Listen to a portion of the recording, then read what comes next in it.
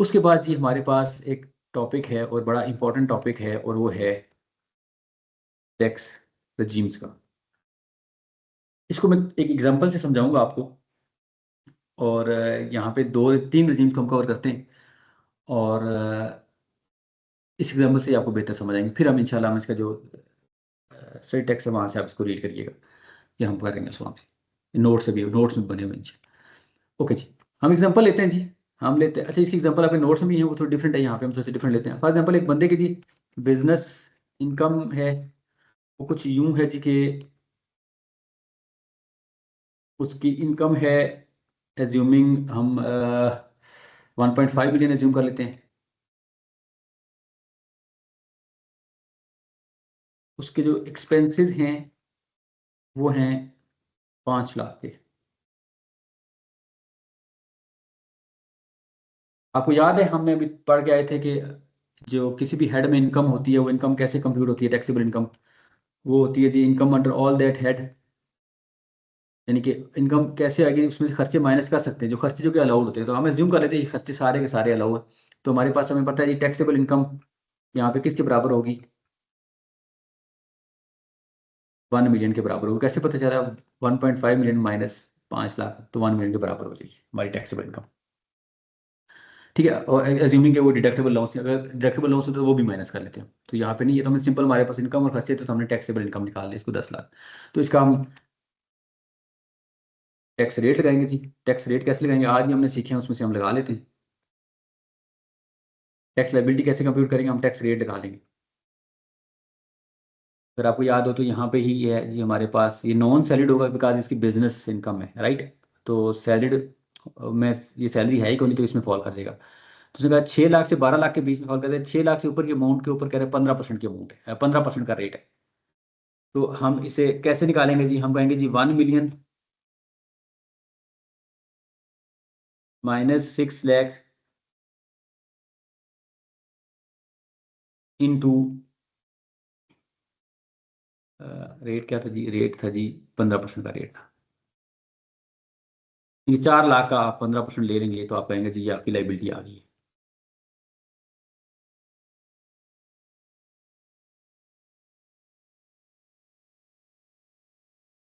तो इसका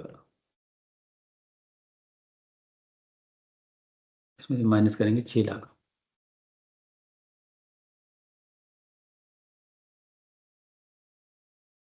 ठीक है जी, इसका आपने 15% लिया तो आपका 60 हज़ार का टैक्स आ गया। तो ये आपकी लाइबिलिटी बनती है। आप ज़रा रिकॉल करिएगा आपका बिल्कुल लेक्चर नंबर 1, जिसमें हमने पढ़ा था कि टैक्स कंप्यूट कैसे होता है, इम्पोज कैसे होता है, राइट। जो हमारे इसका सिलेबस का पार्ट है, मैंने कहा था कि ये हमारा एक बेसिक अंडरस्टैंडिंग डेवलप करेगा। तो हमने कहा था टैक्स तो ऐसे ही कंप्यूट होता है, ये भी हम पूरा स्कोप ऑफ टैक्स में ऐसे ही पढ़ेंगे। Income tax shall be impose for each tax year, पूरे साल का था ये 15 लाख, और हर से 15, 5 लाख से 10 लाख पूरे साल का। For each tax year on every person, individual था, हु हैज़ टैक्सेबल इनकम, जिसकी टैक्सेबल इनकम थी 10 lakh, at applicable tax rates, तो रेट भी हमने एप्लीकेबल लगा दिया, तो 60 हज़ार हमारे पास इनकम आ गई। लेकिन अगर आपको याद हो तो हमने कहा था ये टैक्स की इम्पोजिशन है, इसकी जो कलेक्शन का तरीकाकार है वो कोई डिफरेंट हो सकता है।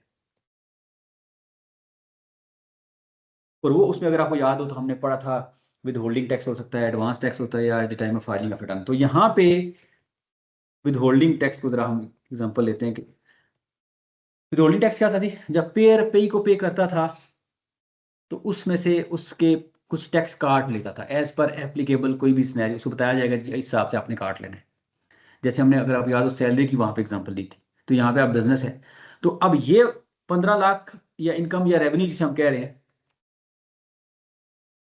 ये बेसिकली जब इसने इनवाइस किया होगा कस्टमर्स को, कस्टमर्स ने इसको पेमेंट की होंगी, है ना। उन कस्टमर्स के ऊपर लाइबिलिटी थी कि आपने इनका टैक्स काटना है, और लगाएगी लाइबिलिटी, वो एक सेपरेट टॉपिक है, बट उसको लगाई हुई। तो उन कस्टमर्स ने इन 15 लाख के ऊपर जो है ना कुछ टैक्स काटा हुआ है। अब जाहिर है उस उनको तो 15 लाख का ही पता, तो एज्यूम कर लेते 15 लाख का उन्होंने 5% जो है वो डिडक्ट किया हुआ है। एज पर लॉ उनके ऊपर ये लाजिम था कि उन्होंने इसका ये 5%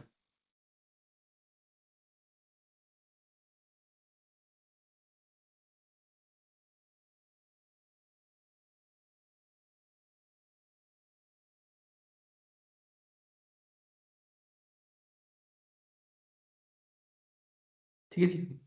1 सॉरी ये 0.05 होगा, ये 15 लाख है और ये 0.05 है, ठीक है 75। तो 5% उसने टैक्स काट लिया, ये एक उसका भी है। अच्छा अब ये ठीक है, कार है टैक्स कलेक्शन का, ये 5% क्यों है, एज्यूम कर लेंगे लॉ ने उसे 5% का ही कहा था। अब कहेंगे सर उसका बनता तो 60,000, तो उसने काटा 75,000, नहीं। एक्चुअली जब बिजनेस वाला सिनेरियो होता है या किसी भी इनकम का, तो यहाँ पे जो विदहोल्डिंग के रेट्स हैं यहाँ इस रेट से डिफरेंट हो सकते हैं। तो उसने सिंपल कहा था जी इस बंदे के 5% काट लो, ठीक है। तो ये अब टैक्स कलेक्ट हो चुका है, 75,000 का टैक्स कलेक्ट हो चुका है, ठीक है जी।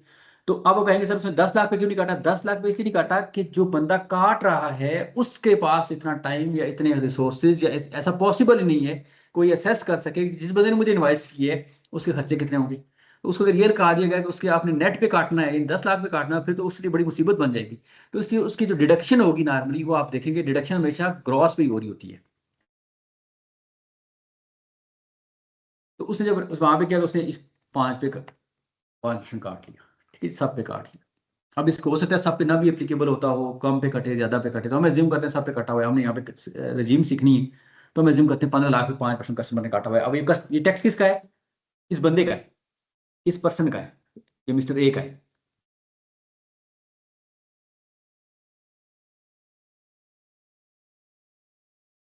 इसका एसेट है, इसका टैक्स कटा हुआ है, तो ये अपने अपनी इनकम के अगेंस्ट एडजस्ट करेगा। तो अगर आप याद हो तो हमने वहां पे डिस्कस करें, जब हमारी टैक्स लाइबिलिटी बनती है तो इसमें से हम जो टैक्स ऑलरेडी कटा हुआ है इसे हम बोलते हैं tax deducted at source, tax with held at source, tax deducted कह लें, टैक्स विद हेल्ड कह लें, और विद होल्डिंग टैक्स कह लें, ठीक है जी। कोई एक टर्म आप यूज कर लें, वो हम इसमें से माइनस करते हैं।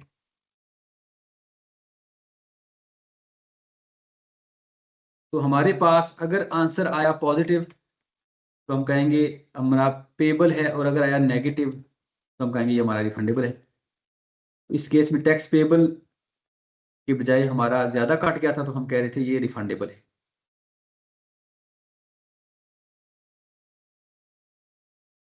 ठीक है जी।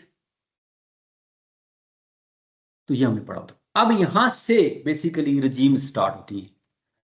अब एज्यूम करें ये जो भी हमने काम किया ना, नॉर्मल, इसे बोलते हैं normal regime, normal tax regime, NTR भी बोलते हैं इसको, नॉर्मल टैक्स रजीम। इसमें ऐसे ही करते हैं कि हमारी टैक्स लाइबिलिटी कितनी है जी, 60,000, और टैक्स डिडक्टेड एट सोर्स जो है वो हमारे पास कितना है जी, -75,000।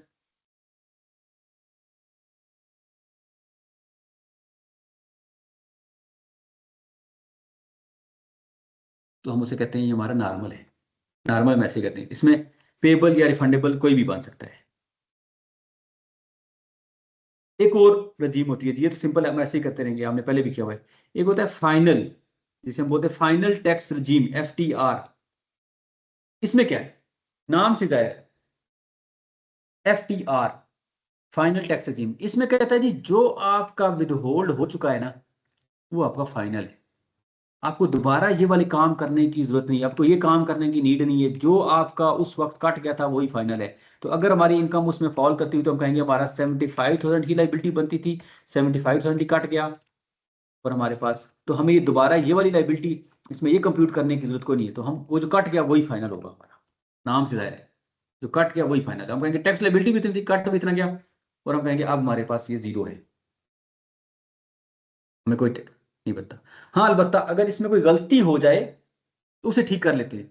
फॉर एग्जाम्पल हम कहते हैं जी, मैं अब फाइनल की एक और एग्जांपल लूँ, हम कहें जी कटना जो है वो 75,000 चाहिए था लेकिन कट जो है 76,000 गया। तो इस केस में आप कहेंगे जी मेरी लाइबिलिटी तो 75,000 है लेकिन मेरा कट गलती से ज्यादा गया, तो फिर 1,000 आपको रिफंड हो जाएगा। अदरवाइज इसमें ना रिफंडेबल जनरेट होता है ना पेएबल जनरेट होता है। इसका एक और सिनेरियो भी हो सकता है गलती, फॉर एग्जाम्पल आप कहें जी मेरा बनता जो है वो 76,000 था लेकिन कटा जो है गलती से 75,000 है, तो 1,000 पेएबल बन जाएगा। यानी गलती हुई फिर तो इसका कोई आंसर आएगा प्लस माइनस में, अदरवाइज अगर गलती नहीं हुई तो नॉर्मली जो कट गया होता है वही फाइनल टैक्स होता है, और आपको उसको दोबारा कंप्यूट करने की, ये वाला काम करने की जरूरत नहीं है। तो यहाँ पे जो टैक्स लाइबिलिटी कैसे बनती है एफटीआर में, टैक्स लाइबिलिटी बनती है is equal to the amount deducted at source, assuming कि वो डिडक्टेड करेक्टली हुई है, नॉर्मली करेक्टली होती है। तो ये जो रजीम्स अराइज होती हैं, याद रखिएगा, ये रजीम अराइज होती हैं विद होल्डिंग टैक्स से। नॉर्मल में जितना भी टैक्स कट चुका होता है उसे हम एडजस्ट कर लेते हैं, बाकी जो बोलते हैं इसलिए बोलते हैं वो एडजस्टेबल टैक्स है, ये एडजस्टेबल है टैक्स। यानी 75,000 जो विद होल्डिंग है, विद होल्डिंग की नेचर क्या है जी, विद होल्डिंग टैक्स उसको हमने एडजस्ट कर लिया है अपने को, प्लस आया तब भी देंगे, नेगेटिव आया तब रिफंड हो जाएगा। एफटीआर में ऐसा नहीं है, उसने कहा यही तो आपकी टैक्स लाइबिलिटी है और ये फाइनल है, इसमें कोई आप एडजस्ट नहीं कर सकते, प्लस माइनस नहीं कर सकते। हाँ प्लस माइनस कर सकते हैं, कभी एरर हो गया उसको ठीक कर सकते हैं, वो तो हमेशा ठीक कर सकते हैं। अदरवाइज अगर ठीक करेक्ट हुआ कंप्यूट हुआ है तो आपका ना प्लस में आंसर आएगा ना माइनस में आंसर आएगा, तो ना पेबल जनरेट होगा ना रिफंडेबल जनरेट होगा। आपसे सवाल है क्या एफटीआर में पेबल रिफंडेबल जनरेट हो सकते? नो, नॉर्मली नो, बट हाँ अगर गलती हो गई और कम पे हुआ तो वो उसको ठीक कर लेंगे। ठीक है जी, तीसरा है जी हमारे पास मिनिमम, इसे बोलते हैं मिनिमम टैक्स रजीम। ये बड़ी इंटरेस्टिंग भी है और इसकी प्रैक्टिकल बड़ी इंप्लीकेशन है जी। मिनिमम टैक्स रजीम क्या है, ये खुद बता रहा है, कहता है जो कट गया वो मिनिमम है, खुद बता रहा है। साल के एंड के ऊपर आप कंप्यूटेशन करेंगे तो जो टैक्स लाइबिलिटी बनेगी, जो कटा हुआ है वो मिनिमम है। अगर आपका यहाँ पे 75 से कम 60 आया हुआ है तो आपकी लाइबिलिटी 75,000 है, और अगर यहाँ पे आपका आंसर 80,000 आ गया तो आपकी लाइबिलिटी 80,000 है, यानी जो कट गया वो मिनिमम है, तो हायर ऑफ टू होगा, इन दोनों में से जो हायर होगा वही आपकी लाइबिलिटी होगी। तो इस केस में अगर हम देखें तो हमारी, हम अगर पूछे तो लाइबिलिटी क्या होगी जी, आप कहेंगे हमारी लाइबिलिटी 75,000 है, तो कटा हुआ कितना है 75,000।